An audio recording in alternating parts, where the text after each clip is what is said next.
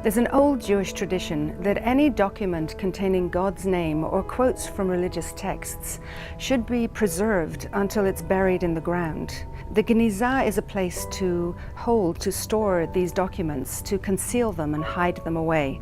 Some people believe that these documents, like people, are living things, and that when they get old or die, they should be honored and protected.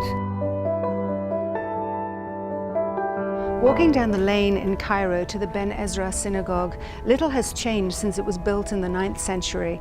The hustle and bustle, the noise and smells, the cramped houses and shops, until you reach an iron gate, on the top a Star of David. Through the gates there's a quiet courtyard, which in this neighborhood, it's like an invitation to prayer. The Genizah in Cairo held the religious texts and social history of a vibrant community for 1,000 years. It contained more than 30,000 documents, many of which have been archived in libraries all over the world. Here in the National Library of Israel, we have a document from the Cairo Genizah that tells an astounding story.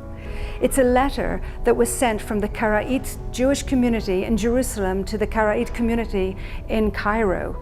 And it tells of a communal dispute. It's a plea for help. Ibrahim and Suleiman both wanted to marry Rivka. The community leaders considered the dilemma and decided that Rivka should marry Ibrahim. But Rivka wanted to marry Suleiman.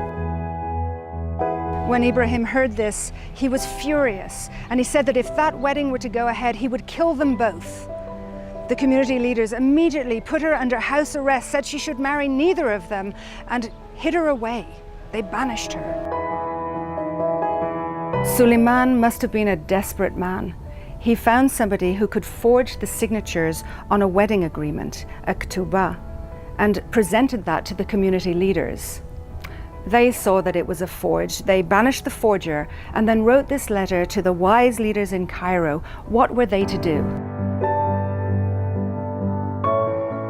The Ben Ezra synagogue was once on the shores of the Nile, not far from where Moses was found in the rushes by a princess of Egypt.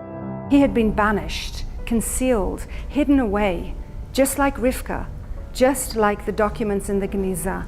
What happens when we hide ourselves, our heritage, our history? And what precious, amazing things can be found when we rediscover that which has been hidden? For it is in the most hidden of places that we find the most interesting stories.